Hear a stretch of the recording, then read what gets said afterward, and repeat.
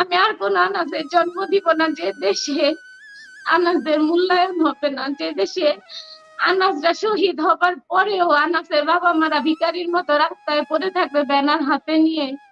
Sir, যে ভাইদেরকে এত ভালোবেসে আমার সন্তান, আমার ঘরে যে আরো 2টা ভাই আছে তাদের কথা চিন্তা না করে বের হয়ে গেল, সেই কোনো ভাইদের আমরা পাশে পাই নাই স্যার।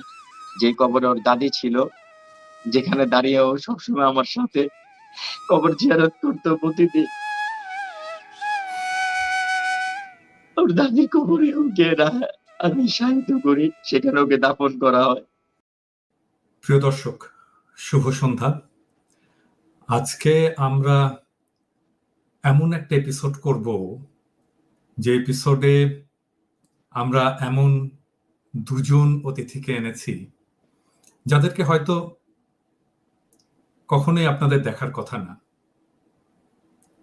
যাদের কথা ইতিহাসেও কেউ বলবে না, দেশের মানুষেরাও স্মরণ করবে না। আমি তাদেরকে পরিচয় করিয়ে দেওয়ার আগে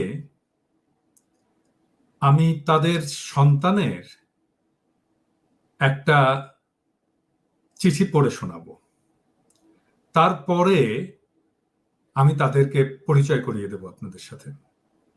তাদের সন্তানের নাম আনাস, শাহরিয়ার খান আনাস। গত 5ই আগস্ট চাংখারপুলে পুলিশের গুলিতে আনাস শহীদ হয়। এই ফুটফুটে ছেলেটি যাত্রাবাড়িতে আদর্শ একাডেমি গ্যান্ডারিয়ার 10ম শ্রেণীর ছাত্র ছিল। ওই দিন সকালেই সে একটা চিঠি লিখে বাসা থেকে চলে যায়।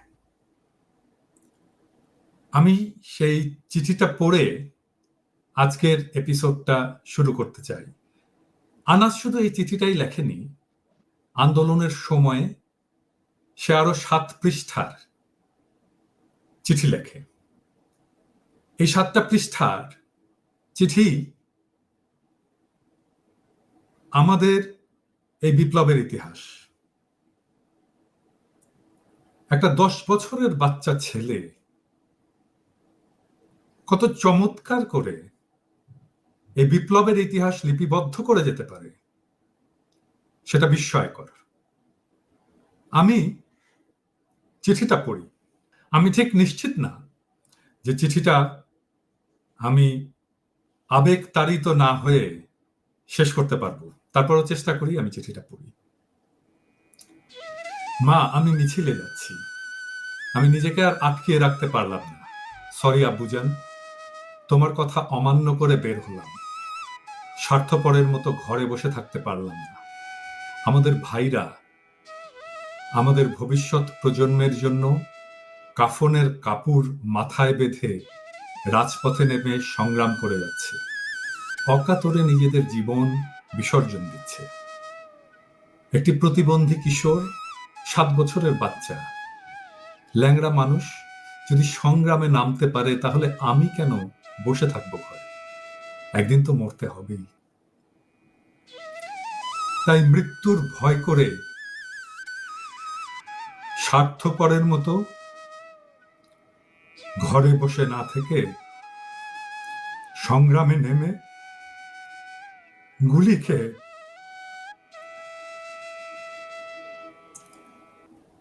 বীরের মতো মৃত্যু অধিক শ্রেষ্ঠ।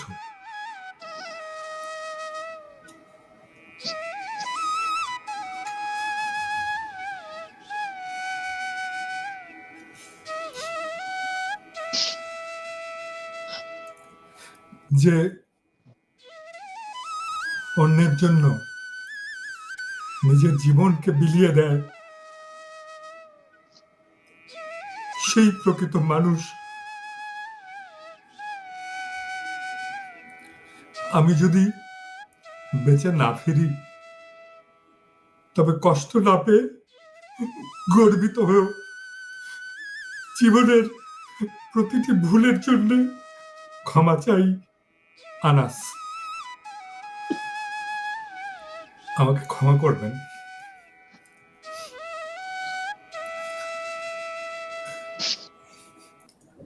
আমাদের এমন সন্তানেরা অকাতরে জীবন বিলিয়ে দিল।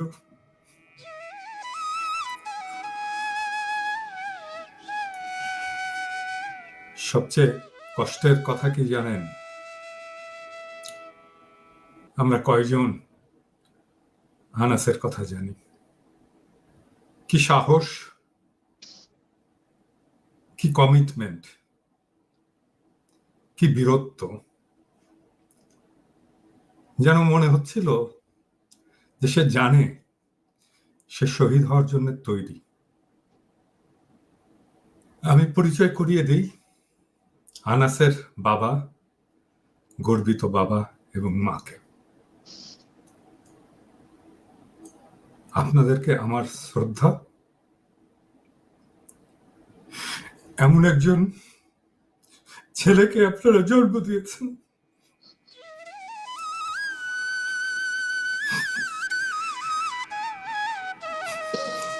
যার জন্য শুধু আপনারা না, সারা দেশবাসী একদিন গর্ব করবে। আনাসের বাবা পলাশ এবং আনাসের মা সানজিদা খান দীপ্তি, আপনাদের স্বাগতম। আমি দুঃখিত, খুবই আবেগ তাড়িত হয়ে গেছিলাম চিঠিটা পড়তে। যে কেউ হবে, শুধু আমি না। আমরা আজকে আনাস সম্পর্কে জানবো। আনাসের জন্ম কোথায়? ঢাকা জাহাঙ্গীরনগর হসপিটালে। তার শৈশবটা কেটেছে যাত্রাবাড়িতেই, তাহলে ক্যান্ডারিয়াতে। ক্যান্ডারিয়াতে। আনাস স্কুলে পড়াশোনা করতো। ওর আমরা খাতার মধ্যে দেখলাম ও কেমিস্ট্রির কিছু ইকুয়েশন লিখেছিল। লেখাপড়া কেমন ছিল আনাস? আলহামদুলিল্লাহ ভালো ছিল। পলাশ, আপনি কি করেন? স্যার আমি বিজনেস করি, তো বিজনেস একটু সমস্যা চলছে। আপনাদের দেশের বাড়ি কোথায়? আমাদের দেশের বাড়ি স্যার বিক্রমপুর।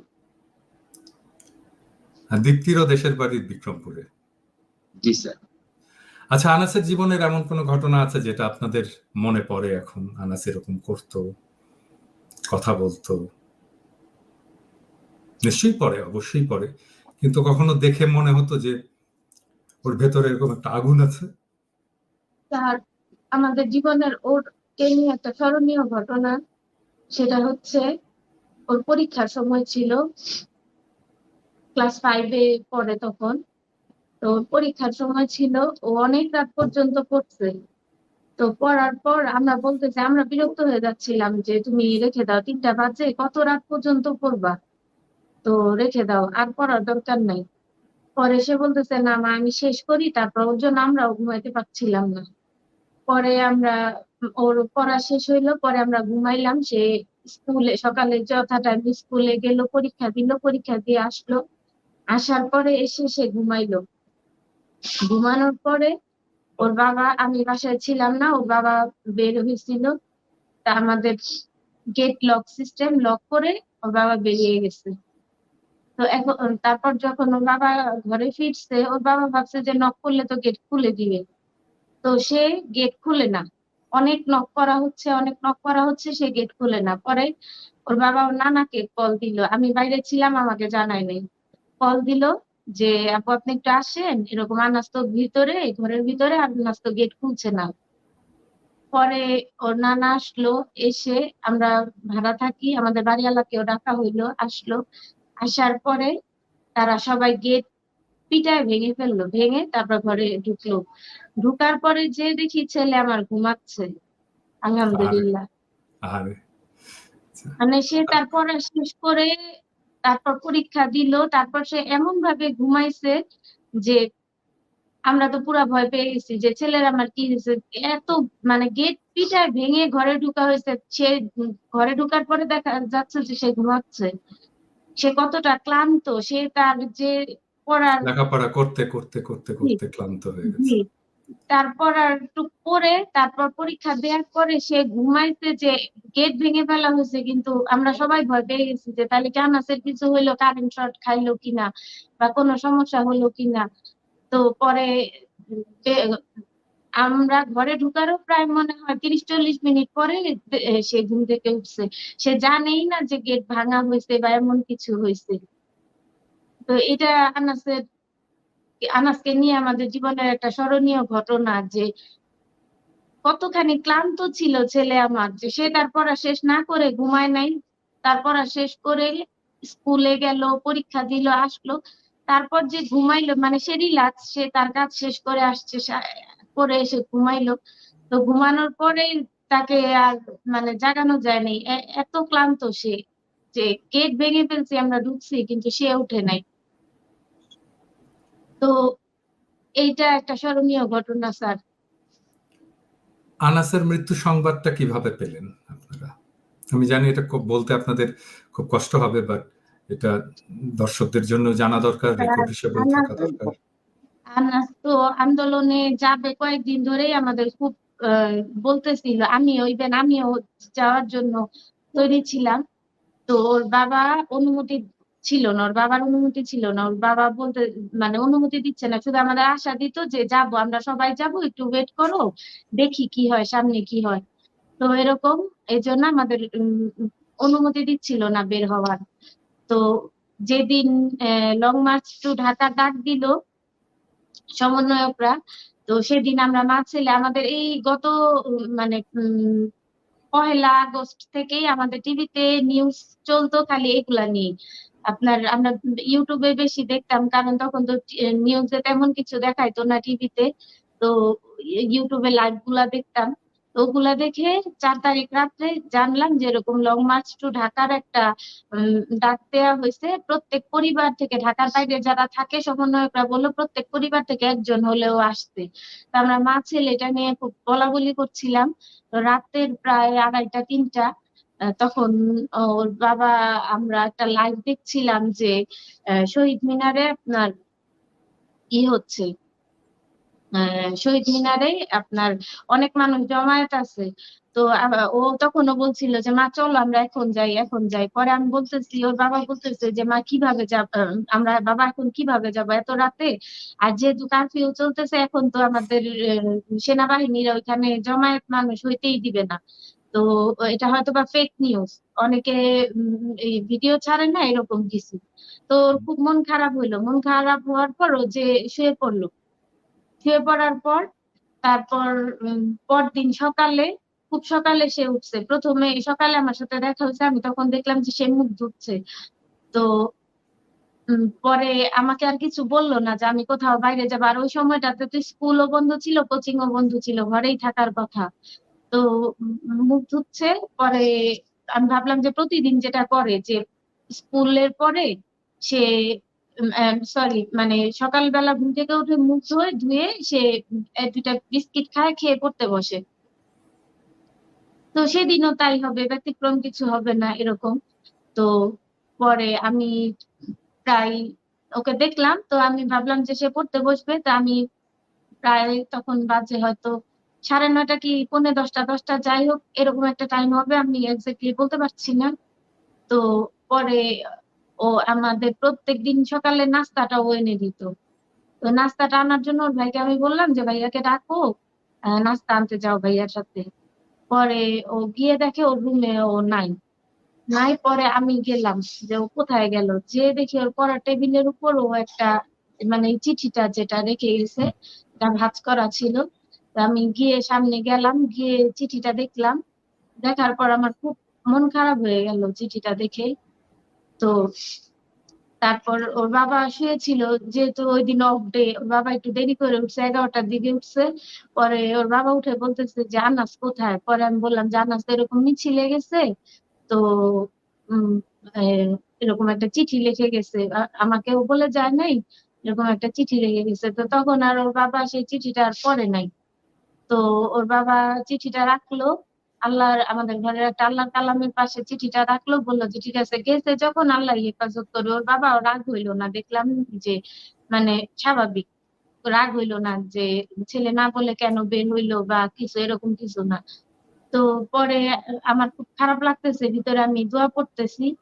তো পরে এরকম করে এর মধ্যে দেখি যে ওয়াইফাই বন্ধ, টিভিতেও কিছু দেখাইতেছে না, শুধু একটা ব্রিফিং হচ্ছে যে সেনাবাহিনী প্রধান 2টা বাজে একটা বক্তব্য দিবে। আমার খুব খারাপ লাগতেছিল, আমি শুয়েছিলাম। 1:20 বাজে তখন একটা আননোন নাম্বার থেকে কল আসলো। সেই আহ, আহ, সেই কল পাওয়ার পর বলতেছে যে এই এই আপনাদের কেউ কি আন্দোলনে গেছে কিনা। ওর ওর কাছে কোনো ফোন ছিল না, ওর কাছে যে ফোনটা ছিল মানে সিম ছিল না, ছোট্ট একটা ফোন ছিল, এই যে হুম, এই ফোনটা। আচ্ছা, তো দেখতে এই পাচ্ছি। এটাতে শুধু নাম্বার সেভ করা ছিল। আমার আমার ওর নানির, ওর বাবার কয়েকটা নাম্বার সেভ করা ছিল, কোনো সিম ছিল না এটাতে। তো ওরা এটা থেকেই নাম্বারটা নিয়ে আমাদের কল দিছে। তো বলতেছে যে আপনারা কি মিটফোর্ড হসপিটাল চিনেন, কোথায় থাকেন? বললাম যে আমরা পুরান ঢাকার। পরে বলতেছে যে মিটফোর্ড হসপিটাল যদি চিনেন তাহলে ইমার্জেন্সিতে চলে আসেন দ্রুত। তো এর মধ্যে আবার ওর বাবাকেও কল দিছে, ওর বাবাও বের হয়ে গেছে। ওর বাবাও কষ্ট পাচ্ছিল যে আমার ছেলে বের হয়ে গেল, আমি কাপুরুষের মতো ঘরে বসেছিলাম, তার বাবাও আমাকে বলে বের হয়নি। দেখলাম যে তার বাবাও রেডি টেডি হয়ে বের হচ্ছে। তা আমার ছেলেকে নিয়ে আমি এত মন খারাপ ছিলাম যে তার বাবা কোথায় যাচ্ছে তা আমি তখন মানে নোটিস করি নাই। তা পরে এক পর্যায়ে আপনার ওরা কল দিল, পরে ওর বাবাকেও কল দিছে। তা ওর বাবাকে আমি অনেকবার কল দিচ্ছি, ওর বাবার কল ধরে না। তো কয়েকবার দেওয়ার পরে ধরলো, পরে বললাম যে এরকম আনাস অসুস্থ। আনাসের আবার একটু শ্বাসকষ্ট ছিল। তা আমি ভাবছি যে টিয়ার সেল এগুলাতে তো আমরা কখনো পরিচিত নেই, এগুলার সাথে হয়তো ওই গ্যাস ট্যাসে ও অসুস্থ হয়ে গেছে। পরে এটা ভেবে পরে আমি ওর বাবাকে বললাম যে চলো তাড়াতাড়ি যাইতে হবে হসপিটালে। ওর বাবা বলতেছে ঠিক আছে তুমি আসো, আমার তো আরো ছোট 2টা বাচ্চা আছে, বলতেছে যে ওদেরকে নানির বাসায় দাও, আমি আসতেছি। পরে ওই তাই করলাম। ওদেরকে নানির বাসায় দিলাম, কাছাকাছি বাসা আমাদের। তো দিয়ে ওর বাবা আবার রিক্সা নিয়ে আসলো। পরে আমরা হসপিটালে গেলাম। হসপিটালে তো আর তাদের আমরা চিনি না, তো চিনি না। পরে তারা ফোনে যোগাযোগ করতেছি যে আপনারা কোথায়। পরে তারা বলতেছে যে আমরা এখানে, হাত দেখাইলো। পরে একটু তুমি বলো। তারপরে? তারপরে তারা ইমার্জেন্সিতে ছিল। তো আমি, তারপর আনাসের মা, আমার শ্বশুর, 3জন আমরা ওখানে যাই। যাওয়ার পরে দেখি যে আপনার একজন কে আর কি পায়ে ব্যান্ডেজ করা শুয়ে আছে। তো আমি মনে করছি যে আমার ছেলে। আমি তাকে যে জড়াই ধরি, তো আমাকে বলে যে এটা আপনার বাচ্চা না, ওকে ভিতরে রাখা হয়েছে। তো জিজ্ঞেস করলাম যে ভিতরে কোথায়? বলে যে কেচি গেটের ভিতরে। যখন এই কথা বলছে তখন আমি একটু দাঁড়ায় গেছি, যে কারণ সবসময় টিভিতে দেখি যে কেচি গেটের মধ্যে ডেড বডি রাখে হাসপাতালে। তো ওরা কেচি গেট খুলে দিল, আমি ভিতরে গেলাম। যাওয়ার পর ওর বুকে আমি কান দিলাম, কানটা দিয়ে দেখি যে হার্ট বিট চলে কিনা, দেখি যে সেটা চলে না। তারপর আমি ওর পালসটা ধরলাম, চেক করলাম, সেটাও চলে না। নাক দিয়ে রক্ত বের হচ্ছে, ফ্লোর একদম রক্তে ভরে গেছে, শরীর একদম গরম। এর মধ্যে হাসপাতাল কর্তৃপক্ষ যারা ছিল বলতেছে যে বের হন, বডি নিয়ে বের হন, বের হন। তো ওই ছেলেরা বলতেছে যে একটা অ্যাম্বুলেন্সের ব্যবস্থা করেন বা একটা সিএনজি দেখেন পান কিনা। তো আমি হাসপাতাল থেকে বাইরে আসছি, কিছুই নেই, রাস্তায় ছুটাছুটি করতেছি। একটা রিক্সাওয়ালাকে বলার পরে সে রাজি হয়। তো আমি রিক্সা নিয়ে হাসপাতালের গেটে গিয়ে দেখি যে ওরা স্ট্রেচারে অলরেডি হাসপাতাল থেকে ওকে বের করে রাখছে বাইরে, হাসপাতালের বাইরে। এটা হলো স্যার সলিমুল্লাহ মিটফোর্ড হাসপাতাল এটা। হুম। তো পরে সেখান থেকে আমরা রিক্সার মধ্যে তুলি, রক্ত পড়তেছে, অঝরঝরে রক্ত, সারা কোথায় রাস্তা গুলি ভরে লাগছিল? রক্ত। গুলি কোথায় গুলি লাগছে? লাগছে বুকে বাম পাশে, বাম পাশটার মধ্যে গুলিটা লাগছে হাড়ের এইখানটা। পিছন দিক দিয়ে গুলিটা বের হয়ে গেছে। তো আপনার ওকে নিয়ে আমরা যখন বাসায় আসি, এলাকার মানুষ সবাই জড়ো হয়, সবাই অবাক হয়ে যায় যে ওকে তো কেউ দেখেনি কখনো রাস্তায় দাঁড়িয়ে 1 কাপ চা খেতে। এই ছেলে আন্দোলনে কিভাবে গেল? এত ভালো ছেলে, ওর 5টা ফ্রেন্ডও নেই, বা কখনো কোথাও যায়নি, সবাই অবাক হয়ে গেছে। পরে সবাই ওকে নিয়ে মিছিল করলো। তো আমাদের যে এলাকার এখানে যারা স্থানীয় তারা সবাই আসছে, সবাই খুব মানে কি বলবে তারা। তো পরে আপনার আসরের পরে আমাদের এখানে যে মাঠ ছিল এই মাঠেই মানে অনেক বড় ওদের জানাজার ব্যবস্থা হয় ওর। আর ওর সাথে আরেকটা ছেলেও মারা যায় পাশের এলাকার, দুইজনের জানাজা একসাথে দেওয়া হয়। ওর নাম জুনায়েদ। তো পরে ওকে আমরা আসরের পরে আপনার দাফন করি ওর দাদির কবরে, যে কবরে ওর দাদি ছিল, যেখানে দাঁড়িয়ে ও সবসময় আমার সাথে কবর জিয়ারত করতো প্রতিদিন। ওর দাদির কবরে ওকে আমি শায়িত করি, সেখানে ওকে দাফন করা হয়। জুরাইনে এবং তো, আমি তাই না? এখন জুরাইনে। জুরাইন কবরস্থান, জি, ওখানে ওখানে আমি ওকে রাখি এবং আমি নিজে ওকে দাফন করি। তো ওকে আমরা কোনো গোসল করাইনি, ওকে যেভাবে আমরা আনছি এভাবে দাফন করি, যে শহীদদের গোসল দেওয়া লাগে না। সব এলাকার লোকজন, তারপর আরো যারা মসজিদের আপনার ইমাম খাদেম সাহেব আছে, তারাও বলছে যে শহীদদের গোসল লাগে না, আপনি চাইলে এইভাবেও দিতে পারেন, আবার চাইলে গোসলও দিতে পারেন। তার জন্য ও সকালবেলা যেহেতু বাসা থেকে গোসল করে খুব সুন্দর করে বের হয়েছে, তাই আর আমি আর ওর গোসল দেই নাই। আমার শ্বশুরও নিষেধ করছে যে গোসল দিব না, তার জন্য আমরা ওকে এভাবে দাফন করছি। আচ্ছা, আপনারা কি বাসায় রাজনীতির আলাপ করতেন ওর সামনে? স্যার আমরা রাজনীতি নিয়ে মানে রাজনীতির বিষয়ে আমাদের তেমন কোনো ইয়া ছিল না, কিন্তু যখন কোটা আন্দোলন শুরু হয় তখন আমরা এত উদ্বিগ্ন ছিলাম না।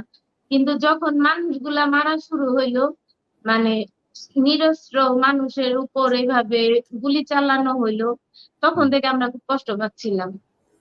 আমাদের এই আন্দোলনে যোগদান করতে চাওয়ার যে ইচ্ছাটা জাগলো সেটা এই কারণে যে কোনো একটা স্বাধীন দেশে, আমার ছেলের লেখাগুলো দেখলে দেখবেন যে ও লিখে গেছে যে কোনো স্বাধীন দেশে তো এটা হয় না। আমার পুলিশ হচ্ছে জনগণের বন্ধু, সে বন্ধু যদি বন্ধু না হয়ে শত্রুর ভূমিকায় এভাবে সাধারণ জনগণের উপর গুলি চালায়, রক্তাক্ত করে, যে আমাদের নিরাপত্তা দিবে সেই আমাদের জন্য মানে হুমকি স্বরূপ হয়ে গেছে, সেই জিনিসটাই আমরা ছিল স্যার। আমরা ওই চিঠিগুলো পড়বো, এবং এটা দর্শকদেরও জানা দরকার, দেখা দরকার যে একটা 10 বছরের ছেলে কি ম্যাচিউরিটি 16 নিয়ে, বছর। ক্লাস 10-এ পড়া ছেলে কি ম্যাচিউরিটি নিয়ে এই চিঠিগুলো লিখেছে, কি রাজনৈতিক পরিপক্কতা নিয়ে এই চিঠিগুলো লিখেছে। আপনারা কি, আপনাদের সাথে সরকার থেকে কেউ যোগাযোগ করেছে? স্যার আমার ছেলে চিঠিটাতে দেখবেন যে এটা পড়েছেনই তো, আপনি এখানে লেখা আছে যে আমার ভাইরা কাফনের কাপড় মাথায় বেঁধে রাজপথে নেমে সংগ্রাম করে যাচ্ছে। স্যার যেই ভাইদেরকে এত ভালোবেসে আমার সন্তান, আমার ঘরে যে আরো 2টা ভাই আছে তাদের কথা চিন্তা না করে বের হয়ে গেল, সেই কোনো ভাইদের আমরা পাশে পাই নাই স্যার। অনেকভাবে যোগাযোগ করার চেষ্টা করছিলাম, শুধুমাত্র একটা কারণে যে আমরা মামলা করতে চাইছিলাম রাষ্ট্রপক্ষ হয়ে, তো এই কারণে তাদের সাথে কানেক্টেড হইতে চাইছিলাম। মামলা তো কি হয়েছে? মামলা করা না হয়েছে? স্যার আমরা করি নাই এখনো স্যার, আমরা চাইছিলাম যে রাষ্ট্রপক্ষ যে মামলা করবে ওইটার সাথে আমরা সম্পৃক্ত থাকতে। আপনারা মামলা করেননি, কিন্তু কাদের সাথে যোগাযোগ করতে চেয়েছিলেন আপনারা? সমন্বয়কদের সাথে স্যার। কোথায় গেছিলেন দেখা করার জন্য তাদের সাথে? শহীদ মিনার যাওয়া হয়েছে, বিভিন্ন মানুষের মাধ্যমে তাদের সাথে রিচ করার, যোগাযোগ করার চেষ্টা করা হয়েছে, কিন্তু সম্ভব হয়ে ওঠে নাই। কোনোভাবে তারপরে কথা বলেনি? না স্যার, না স্যার, তারপর টিভিতে যে নাম্বার গুলা দিত যে এই সব নাম্বারে যোগাযোগ করা যাবে, ওগুলাতেও স্যার কোনো কাজ হয়নি। কেউ যোগাযোগ করেনি? আপনি কি টিএসসি তে গেছিলেন পলাশ? জি স্যার, আমি 4 দিন গিয়েছিলাম। তারপরে আপনার ওই এক একজনের হাতে ধরছি যে ভাইয়া একটু তাদের কারো নাম্বারটা আমাকে একটু দেন, বা আমার সাথে একটুখানি যোগাযোগ করার ব্যবস্থা করেন বা করেন। তারা আমাকে বলে যে তাদের নাম্বার নেই, বা তাদের ফোন দিলে তারা ধরে না, সমস্যা আছে। যে তাদের অনেক সমস্যা, এইটা সেটা নানান অজুহাত দেখায়। তো আমি কোনোভাবে তাদের সাথে যোগাযোগ করতে পারিনি। তো যখন আনন্দ মিছিলে সাজ্জিদ শহীদ মিনার। শহীদ মিনার যেটা আপনার সেপ্টেম্বরের 5 তারিখ যে হুম। সার্জিস আর হলো আপনার ওই হাসনাত আব্দুল্লাহ ছিল। তো আমি চিন্তা করলাম যে আমি তাহলে কথা বলবো, তাদের সাথে আমি কথা বলবো। তো পরে আমি ওই এক ভাইকে বললাম যে আমি একটু আনাসের ডকুমেন্টটা ওদেরকে একটু দিব, ভাইদের একটু আমাকে একটু মানে এই জিনিসটা দিব, একটু কথা একটু বলে দেন আপনি। তো তখন ওরা একটা চেনের মধ্যে ছিল, সবার হাত সবাইকে ধরে রাখছে। তো মাইকে এক ছেলে ওখান থেকে বলতেছে যে কেউ চেনের মধ্যে যেন ঢুকতে না পারে। তো ওই ছেলেটা ভাইটার নাম আমি জানি না খুব, সে আমাকে বলতেছে যে এটা আনাসের বাবা। হুম। সার্জিস তাকে বলতেছে যে এটা আনাসের বাবা। তো হুম। সে বলতেছে যে আসেন আমাদের এখানে। তো আমি হাসনাত আব্দুল্লাহ সার্জিসের দুইজনের সামনে যখন যাই, তখন আরেকজন বলতেছে যে আপনার এ তো শহীদের বাবা। হাসনাত আব্দুল্লাহ বলতেছে এ তো শহীদের বাবা, সে সাইডে যান। আমাকে বলতেছে আপনি সাইডে যান, ওই পাশে গিয়ে সাইডে দাঁড়ান। তো আমি ওই পাশে দাঁড়ালাম। আরেকজন কে বললো সেটা আমি শুনতে পাইনি। সে বলতেছে যে সামনে উনি আমাদের চেনে কেন থাকবে, সে সামনে থাকবে। তো তখন সামনে আমাকে দিয়ে দেয়। তো তারপরে আর আমি তাদের সামনেও যেতে পারিনি, তাদের ওই আনাসের ফুল ডকুমেন্টটা সেটাও আমি আর কি আপনার তাদের দিতে পারিনি, ডেথ সার্টিফিকেট, হাসপাতালের সবকিছু আপনার ওই এ টু জেড নিয়ে গেছিলাম, কিন্তু তাদের দিতে পারিনি। তো অনেক চেষ্টা করছি আর কি তাদের সাথে স্যার যোগাযোগ করার জন্য, কোনোভাবেই পারিনি। আমরা নিশ্চয়ই সরকারকে বলবো এবং স্পেসিফিক্যালি আমি প্রফেসর ইউনুসকে বলবো যে আপনি নিজে কথা বলবেন শহীদ পরিবারের সঙ্গে, আপনি নিজে আপনার প্রতিনিধি পাঠাবেন এবং আনাসের চিঠিগুলো আমাদের জাতীয় সম্পদ, এই চিঠিগুলো সংরক্ষণের ব্যবস্থা করবেন। এই চিঠিগুলো যেন জাতীয় জাদুঘরে থাকে। আমি নিজে পরিকল্পনা নিয়েছি, আমি আমার পরবর্তী বই আমি লিখবো আনাসকে নিয়ে। সেই বইয়ের নায়ক হবে আনাস। আমি লেখা শুরু করব, আমার এই বইটা বেরোলেই আমি সেই বইয়ের কাজে হাত দেব। আনাসকে আমি সারা পৃথিবীতে পরিচয় করিয়ে দেব।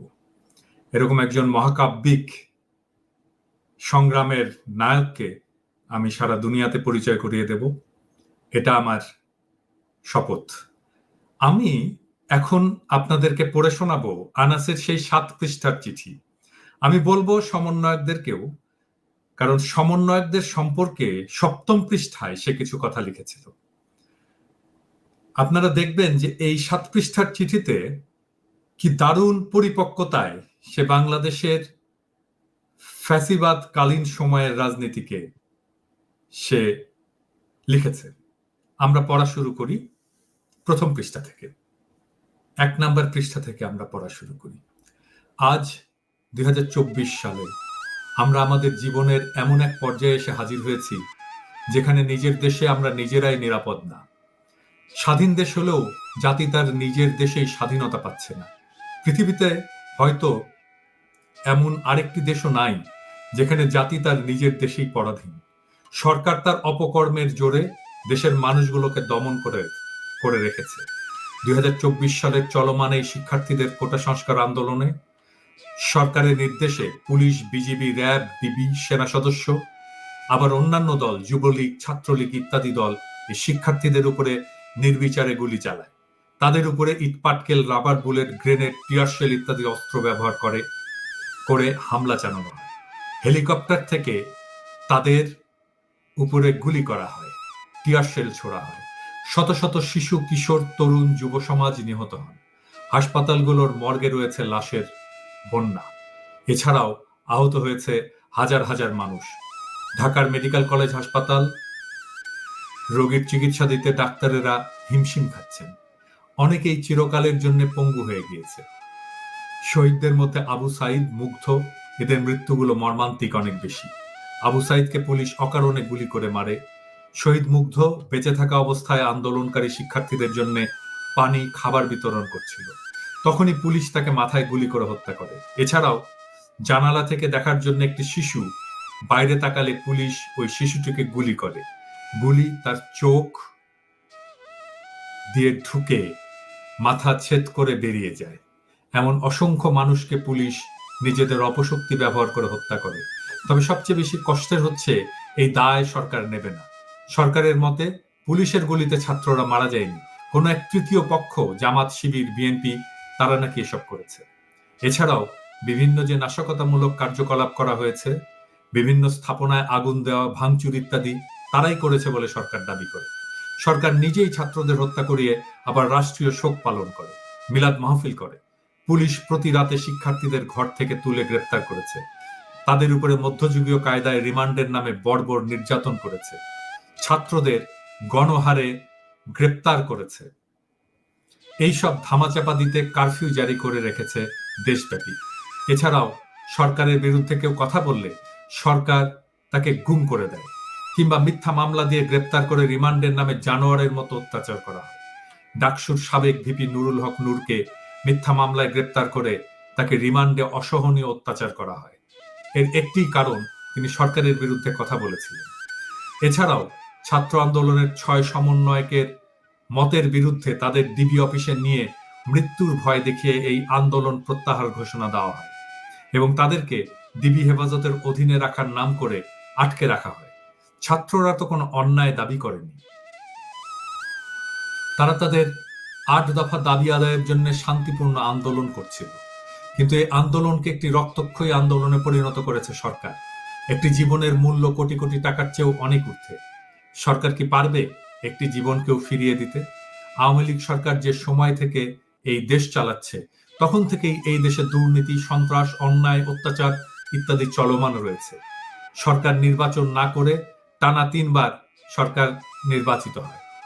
আসলে যে নির্বাচন করা হয়েছে সবই একটি সাজানো নাটক। কেননা নির্বাচনে কাউকে ভোট দিতেই দেওয়া হয়নি, ভোট দিতে দেওয়া হয়নি জনগণকে। ভোট দিতে গেলে জানানো হয় আপনার ভোট হয়ে গেছে। এইভাবে বারে বারে দুর্নীতি করে সরকার ক্ষমতায় টিকে থাকছে, দেশটাকে শেষ করে দিচ্ছে। এই সরকারের পদত্যাগ ছাড়া দেশে শান্তি আসবে না। আজ আমরা কি পরাধীনতার অন্ধকারে ভুগছি? নিজের মতামত প্রকাশের কোনো সুযোগ নেই, নিজের অধিকারটা পর্যন্ত আমরা আদায় করতে পারি না। আজকের এই দিন দেখার জন্য লাখো শহীদেরা তাদের রক্তের বিনিময়ে এই দেশটাকে স্বাধীন করেছিল।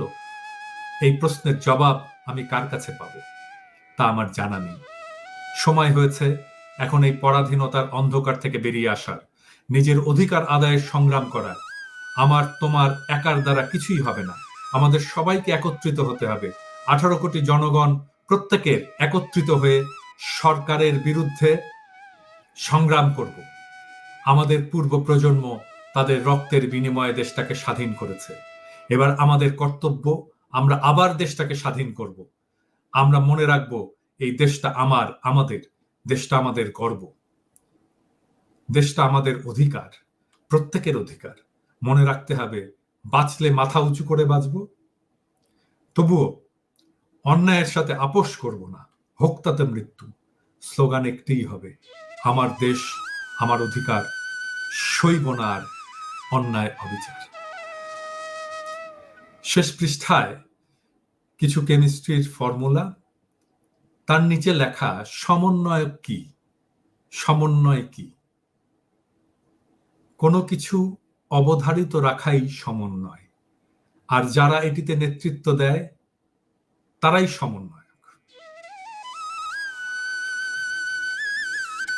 বৈষম্য বিরোধী ছাত্র আন্দোলনের সমন্বয়কেরা আপনাদের একজন শহীদের পিতার সাথে কথা বলার সময় হয় না, বারবার করে আপনাদের কাছে দেখা করতে যাচ্ছে বেচারা। আপনারা দেখা করেন না, কথা বলেন না। আপনারা রাষ্ট্র সংস্কার করবেন, কিসের রাষ্ট্র সংস্কার করবেন? এই ফ্যাসিবাদকে যারা হটালো বীরের মতো, আপনারা তো রক্ত দেননি, আপনার বাবা মা তো সন্তান হারায়নি, রক্ত দিয়েছে আনাসেরা, আনাসের মতো ছেলেরা। কি পরিষ্কার স্বচ্ছ রাজনৈতিক চিন্তা। আর তার বাবা মা আপনাদের সাথে দেখা পায় না। লজ্জা লাগে না আপনাদের? লজ্জা লাগে না নিজেদেরকে এই আন্দোলনের নেতা বলে দাবি করতে? সরকারে যারা আছেন, যারা উপদেষ্টা হয়েছেন এই শহীদদের রক্ত মারিয়ে, আপনাদের লজ্জা লাগে না?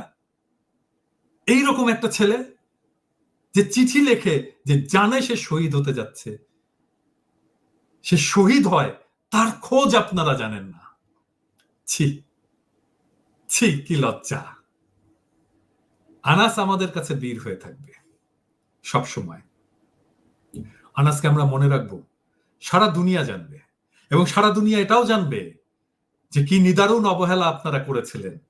যাদের রক্তের উপর দিয়ে ক্ষমতার মসনদে আপনারা বসেছিলেন তাদেরকেই ভুলে গেছিলেন। আমরা এর হিসাব নেব, আমরা এর জবাব নেব। আপনারা কি দেশবাসীকে কিছু বলবেন? আমরা আমাদের অনুষ্ঠানের শেষ পর্যায়ে চলে এসেছি। দেশবাসীকে পলাশ এবং দীপ্তি দুজনেই কিছু বলেন। শহীদদের স্মরণে স্মরণ সভার আয়োজন করে শহীদের বাবা মারা বসে থাকে রাস্তায়, আর আয়োজকরা বসে থাকে চেয়ারে। এটা আমাদের দেশ। এই দেশে আমি আর কোনো বীরের জন্ম দেব না স্যার।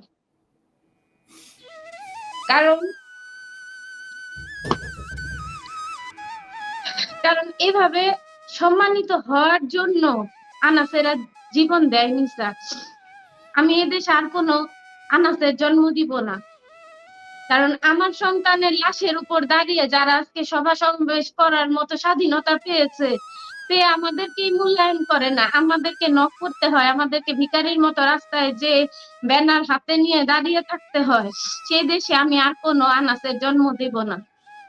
যদি আমার অ্যাবিলিটি নাই স্যার, যদি আমার অ্যাবিলিটি থাকতো তাহলে আমি এদেশেই থাকতাম না। যে দেশের জন্য আমার সন্তান জীবন দিছে, যে দেশের জন্য আমার সন্তান আমি মা সন্তান হারা হয়েছি, সে দেশে আমি আর কোন আনাসের জন্ম দিব না। আমি আর কখনো আমার দুই সন্তানকে দেশপ্রেম শিখাবো না স্যার। এবারের আন্দোলনে তো আমি আমার সন্তানের সাথে রাস্তায় নামতে চাইছি, আমার স্বামীর অনুমতি ছিল না। আমি একজন মুসলমান ঘরের মেয়ে, স্বামীর অনুমতি ছাড়া বের হওয়া আমার জন্য সম্ভব ছিল না। আমি বের হতে পারি নাই, কিন্তু আমি আমার সন্তানকে দেশপ্রেম শিখাইছি। কিন্তু আমি আমার বাকি দুই সন্তানকে দেশপ্রেম শিখাবো না স্যার। আমি আর কোন আনাসের জন্ম দিব না যে দেশে আনাসদের মূল্যায়ন হবে না, যে দেশে আনাসরা শহীদ হবার পরেও আনাসের বাবা মারা ভিখারির মতো রাস্তায় পড়ে থাকবে ব্যানার হাতে নিয়ে। এদেশে যে দেশ তার সম্পদকে আর সম্পত্তিকে মূল্যায়ন করতে না জানে, সে দেশে আর কোনো আনাসের জন্ম হবে না স্যার। আমার সন্তান একজন দেশপ্রেমিক ছিলেন নিঃসন্দেহে। কোন রাজনৈতিক দলের সাথে আমাদের কোনো সম্পৃক্ততা নাই, কোন রাজনৈতিক দলের জন্য আমরা কাজ করি নাই। আমার সন্তানের আত্মত্যাগ যদি দেশের মানুষ মনে রাখে, এটাই আমার দেশের কাছে চাওয়া। আরেকটা চাওয়া স্যার, যে যে চিকিৎসা ব্যবস্থা আমাদের দেশের, এরা মানুষকে মানুষ হিসাবে, যারা ডাক্তার বা হসপিটালের মানে কর্তৃপক্ষ, এরা এরা যখন এদের কাছে একটা মুমূর্ষু রোগী যায় স্যার, এরা মানুষকে মানুষ হিসাবে ট্রিট করে না। এটা যে একটা জীবন সর্বোচ্চ প্রায়োরিটি, যেটা আমার সন্তান বলে গেছে যে একটা জীবন কোটি টাকার চেয়েও ঊর্ধ্বে। কেউ কি পারবে একটা জীবন ফিরাই দিতে? সেই জীবনটা যখন মুমূর্ষু অবস্থায় হসপিটালে পৌঁছায়, তার সাথে যে অমানবিক আচরণ গুলা করা হয়, তার যে মৌলিক মানে চাহিদা থাকে যে চিকিৎসা পাবার, সেই চিকিৎসা না দিয়ে তাকে ফেলে রাখা হয়। এটা বললা যে পুলিশ কেস, পুলিশ আসুক, এটা আমরা এখন ধরবো না, এটা না স্যার। এই আমাদের দেশে চিকিৎসা ব্যবস্থাটাকে এমন ভাবে তৈরি করে দিতে হবে, যখন একটা প্রাণ আপনার কাছে মুমূর্ষু অবস্থায় পৌঁছাবে, সর্বোচ্চ প্রায়োরিটি হবে সেই প্রাণ। যেন আমার মতো কোনো মা এটা না ভাবে যে আমার সন্তানটা যদি চিকিৎসা পাইতো তাইলে হয়তো বেঁচে যাইতো। সে যেভাবেই হোক, কারো দ্বারা আহত, মানে কারো দ্বারা ক্ষতিগ্রস্ত হোক, বা অ্যাক্সিডেন্টাল কেস হোক, বা অন্যভাবে অসুস্থ হয়ে তাদের কাছে পৌঁছাক, একটা জীবনকে সর্বোচ্চ প্রায়োরিটি দিতে হবে। আমাদের চিকিৎসা ব্যবস্থাটাকে এইভাবে আমাদের দেশের সরকার তৈরি করে দেখ, যেন কোনো আনাসরা, পৃথিবীর বাংলাদেশের কোনো মানুষ চিকিৎসার অভাবে, কোনো মা জানি এ হাহাকার নিয়ে না মারা যায় যে আমার সন্তানটা হয়তো চিকিৎসা পাইলে বেঁচে যাইতো, বা আমার সন্তানটাকে আর একটু মূল্যায়ন করা উচিত ছিল। আমার সন্তান দেশের জন্য শহীদ, সেই শহীদকে হসপিটালে রাখা হয় না, বের করে দেয়া হয়, নিয়ে যান নিয়ে যান। আমি কিসে করে নিয়ে যাব স্যার? আমি তো অনেক বড় লোক না, আমি তো অ্যাম্বুলেন্স বা গাড়িতে করে যাই নাই। আমি আমার সন্তানকে অটো রিক্সায় দুই হাতে কোলে করে আমার সন্তানের লাশ দিয়ে ঘরে ফিরছি। কতটা মানে অসহায়ত্ব একটা মায়ের, এটা আপনাদের ওই মুহূর্তটা আমি বুঝাইতে পারবো না স্যার। আল্লাহ জানি পৃথিবীতে কোনো মাকে এরকম দৃশ্য না দেখায়। তো এই অসহায়ত্ব গুলা যে যারা তৈরি করে তাদেরও তো সন্তান আছে। এটাই বলবো যে যখন আপনাদের কাছে একটা প্রাণ যাবে তাকে সর্বোচ্চ মূল্যায়ন করবেন। আর যদি মূল্যায়ন না করেন এই দেশে আর কখনো দেশপ্রেমিক জন্ম হবে না, কখনো আনাসরা জন্ম হবে না, কখনো আনাসের মা বাবা রাস্তায় যে ভিখারির মতো দাঁড়াই থাকবে না তাতে সন্তান হারায়। আমি অন্তত আমার সন্তানদের আর দেশপ্রেম শিখাবো না যেখানে আমার শহীদ সন্তানকে মূল্যায়ন করা হয় নাই যে দেশে। আজকে ৪৫ দিন চলে স্যার। পলাশ কিছু বলবেন? স্যার আমি বলবো যে আনাস যে নিজের জীবনটা দেশের জন্য উৎসর্গ করে গেছে এবং সে জানতো যে মিছিলে গেলে আমি মারা যাবো, আমি বেঁচে আসবো না, এবং তার সাথে যারা আন্দোলনকারী ছিল তাদেরকে বলছে আমি যদি মারা যাই বা আমার যদি গুলি লাগে আমি হাতে পায়ে যেন লাল লেগে আমি পঙ্গু না হই, আমি যেন সাথে সাথে শহীদ হই। আল্লাহ পাক ওকে ওইভাবে নিয়ে গেছে, ওকে যখন শুট করা হয় ও সেখানেই স্পট ডেড হয়ে যায় স্যার। তো ওর যে আত্মত্যাগ এই দেশের জন্য, ও নিজের জীবনটা এই ছোট্ট জীবনটা বিসর্জন দিয়ে গেছে স্যার। তো এই রক্তের সাথে যেন বেইমানি না হয় এবং আমাদের এলাকার যারা মানে স্থানীয় এখানকার বাসিন্দার যারা আছে, দীননাথ সেন রোড যেটা পুরান ঢাকা গ্যান্ডারিয়া বলে, এই দীননাথ সেন রোডটা আপনার শহীদ আনাস সড়ক নামে নামকরণ করা হয়েছে। তো এখানে বড় করে ব্যানার, তারপরে আপনার দেয়ালের মধ্যে গ্রাফিক্স এবং অনেক কিছুই করেছে। তো এখন এটা তো স্যার মুখে মুখে হয়তো 6 মাস 2 মাস বা সর্বোচ্চ 1 বছর তো মানুষ ভুলে যাবে। তো এখন এটা যদি আপনার মাধ্যমে যে আমি তাদেরকে বলতে চাই যে সরকারি যেই কর্মকর্তাগুলো আছে তারা যেন এই শহীদ আনাস সড়কটাকে এটা শহীদ আনাস সড়ক নামে নামকরণ করে দেয় সরকারি ভাবে। এটাই আমার একটা আবদার বা অনুরোধ বলেন, যে হয়তো আমি থাকবো না, হয়তো আরো সবাই থাকবে না, ওর বাবা মা কেউ থাকবে না, হয়তো একদিন জানবে যে এই দেশটার জন্য আনাস সে নামটা মনে হবে যে ও এই 2024-এর কোটা আন্দোলনে ওর জীবনটা উৎসর্গ করে দিয়ে গিয়েছিল। বৈষম্য বিরোধী আন্দোলন স্যার, নট কোটা আন্দোলন, বৈষম্য বিরোধী আন্দোলন। সেই বৈষম্য বিরোধী আন্দোলনে শরিক হয়ে স্যার শহীদের বাবা মার সাথে বৈষম্য করা হয়। কেউ শহীদের বাবা মা মাটিতে আর আয়োজকরা চেয়ারে। কোথায় পেল ইনসাফ আমার ছেলে, আমাদের ছেলেরা, আমাদের সন্তানেরা, যাদের জন্য আপনারা আজকে প্রকাশ্যে ঘুরে বেড়াচ্ছেন, সভা সমাবেশ করতেছেন, আপনারা ভালো অবস্থানে আছেন, কোথায় করা হলো শহীদদের মূল্যায়ন স্যার? সবই তো হারাইলাম, সন্তানও হারাইলাম, জানি না যে সামনে দেশ কি হবে। তো গণতান্ত্রিক একটা দেশ চাই, যেহেতু আমাদের সন্তানরা এই দেশকে ভালোবেসে জীবন দিয়ে গেছে। একটা দুর্নীতি মুক্ত গণতান্ত্রিক দেশ চাই যেখানে মানুষের কথা বলার অধিকার থাকবে, যে দেশে আর কখনো কোনো আনাসকে তার অধিকার রক্ষার জন্য জীবন দিতে হবে না, আর কোনো নতুন যুদ্ধে লিপ্ত হতে হবে না। এটাই দেশের কাছে, দেশের মানুষের কাছে, সরকারের কাছে আমার চাওয়া আছে। আমি সামান্য মানুষ, আমার ক্ষমতা খুবই সামান্য, আমি লিখতে পারি, বলতে পারি একটু, সেই জন্য আমি প্রতিশ্রুতি দিচ্ছি আপনাদেরকে যে আমি আনাসের জীবন নিয়ে একটা গল্প উপন্যাস লিখব। জি স্যার, আমি এটুকুই চাই যে যেন আমি তো মরে যাব স্যার, কেউ চিরস্থায়ী না, যেন আমার ছেলেকে যেমন মানুষ জানে যে না আমার একটা সন্তান ছিল যে দেশের জন্য, দেশের মানে আত্মত্যাগ করে গেছে, এটুক যেন মানুষ মনে রাখে, এইটুকুই চাই স্যার। সারা দুনিয়া মনে রাখবে, সারা দুনিয়া মনে রাখবে। আমি বইটা লিখবো, এখান থেকেই লিখবো, প্যারিসেই পাবলিশড হবে, ইংরেজিতে লিখবো। আমি আনাসের চিঠিগুলো রাখবেন, চিঠিগুলো শুধু বাংলাদেশের না, পৃথিবীর সম্পদ। চিঠিটা কারো হাতে দেবেন না। যদি প্রফেসর ইউনূস চান শুধুমাত্র ওনার হাতে দিতে পারেন। এটা মিউজিয়ামে থাকবে, এটা সারা দুনিয়াতে মিউজিয়ামে ঘুরবে। আমি বইটা লেখা শেষ করার পরে এই চিঠির কপি নিয়ে আমি প্যারিসের মেয়রের সাথে দেখা করব, বইটা সহ। আমি প্যারিসের মেয়রকে অনুরোধ করব যে এই ছেলের নামে প্যারিসের যেন একটা রাস্তার নামকরণ করা হয়।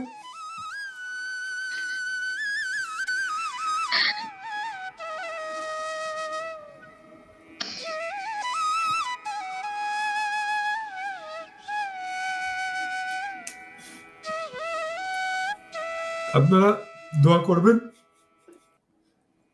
আমার যেন সেই তৌফিক হয়, আমি যেন বইটা লিখতে পারি আমার সমস্ত আবেগ দিয়ে, ভালোবাসা দিয়ে। আপনাদেরকে আমার সালাম, শ্রদ্ধা। আপনারা ভালো থাকবেন। আপনাকেও আমাদের সালাম এবং শ্রদ্ধা স্যার, যে আপনি আমার সন্তানকে নিজের সন্তান মনে করে এতটা সম্মানিত করেছেন, আমাদের সাথে যোগাযোগ করেছেন, এই জন্য আপনার কাছে আমরা কৃতজ্ঞ স্যার। আজকের মতো তাহলে বিদায় নিই, যোগাযোগ থাকবে, ভালো থাকবেন। সালাম আলাইকুম। আসসালামু আলাইকুম। আপনিও ভালো থাকবেন স্যার।